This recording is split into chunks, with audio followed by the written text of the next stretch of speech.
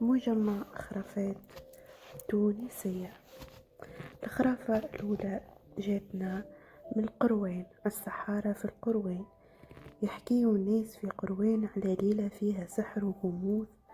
يجي فيها السحرة، امرأة طويلة شعرها أسود طويل تمشي في الطرقات الفارغة وتطلب من الناس شيء صغير، قطعة خبز أو ماء.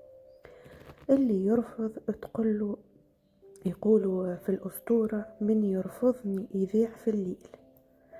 سالم ولا سليم، شاب من مدينة غاديكا، كان يسهر في الليل ويرجع من خدمته ما صدقش الحكاية.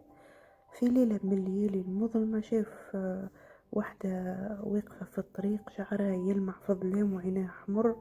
ضحك وقال: خيالك يسحر.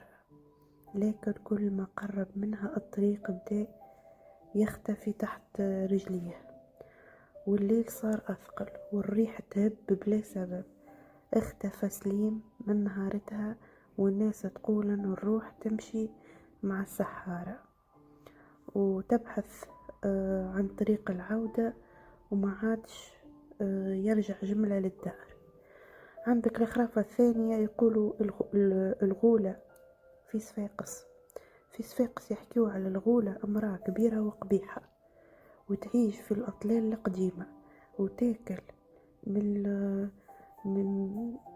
يعني في الغروب، وتاكل كيف الحيوانات الجيفة. وفي ليلة شتوية واحد اسمه منصف غاديكا حب يمر من الطريق القديم باش يوصل للدار فيسا، لكن الطريق كان ضبابة برشا. شاف الغولة عن بعد، عينها صفر وشعرها كأنه نار قاعدة تتحرق فيه وتمشي بلا صوت. منصف حاول يجري، لكن الأرض صارت مثل الطين، كل خطوة تغرق أكثر، كل خطوة تغرق أكثر. اللي صار بعده ما عرفوهوش. الناس قالوا ان الصوت الأخير اللي سمعوه كان جاي يا بني أنا نجيك غدوة. العفريتة في سوسة.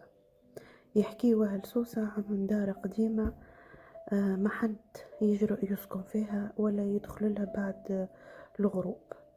في البيت موجودة عفريت صغير ما يظهرش للعين، لكن يحرك الأشياء ويهمس للناس: مش بعيدة، أنا قريب منك. مرة طفلة اسمها سمية حابة تجرب حكاية، دخلت للدار هذية والأبواب تسكرت وحدها، وبدأت تسمع في صوت خطوات صغيرة تتبع فيها من بيت البيت. والمرأة حطتها في زاوية، رجعت لها صورتها مخلوطة مع وجه آخر، وجه ما يعرفهاش.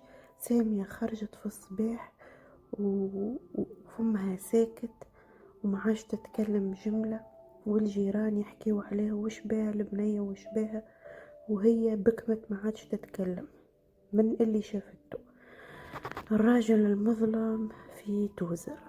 في توزر يحكيو على راجل أسود طويل ما حد يعرف منين جاء، يظهر فقط في الليل في الشوارع ويمشي بين الأسواق القديمة، ويمشي ويختفي يمشي ويختفي. اللي شافوه يقولوا لو نظرت في عينيه ما عادش تشوف الحقيقة. أحد الشبان غاديكا، واحد اسمه علي، حب يتجرأ ويشوف عينيه في الليل. شاف الرجل المظلم وقف في الطريق، وكان شيء حواليه اصمت، وحتى قلبه بدا باش يموت من الفجعة. لما قرب ليه حس بجسد ثقيل، وعقله بدا يتخلط بين الواقع والحلم. اللي صار بعده عليه ما عادش واحد. يقولوا روح يوم شاف الراجل هذاك روح للدار، ما عادش يعرف حتى منين يروح للدار. ومن وقتها عليه مهبول ودخل بعضه من الحكاية هذيك اللي شافها.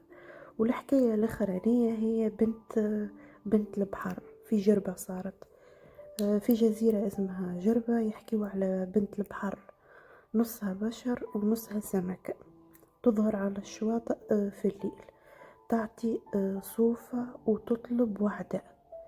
اللي يكسر الوعدة تقول الأسطورة ترجع البحر يا خايب. مرة واحد تونسي حب يشوف شنية الحكاية ويحب يشوف بعينيه صحيحة الحكاية ولا. خرج للبحر وحده وراه الضوء الأخضر يتحرك على الماء. اقترب منها شوية وكل ما يقرب الصوت يغنيله بكلمات غريبة، حكايات قديمة وحكايات عمرها ما عاشها. من وقتها الشاب اختفى والموج هزه، والناس تقول انه من يشوف بنت البحر مرة أخرى ما عادش يعرف الحقيقة من الخيال وراهي تاخذه للبحر ما عادش تخرجه. يمكن عطاته صوفة ولا عطاته وعدة وهو يعني استهزأ بها، ومن وقتها الطفل ما عادش فهمت ريحته. هذوما الحكايات خرافات تونسية قديمة برشا ويحكيو فيها يعني جدود الجدود الجدود، يعني صارت لهم بالرسمي غادي كي يعني كي في القديم، عرفت وقت اللي ما كانتش البيوت بيوت، وقتها الزمن الجميل.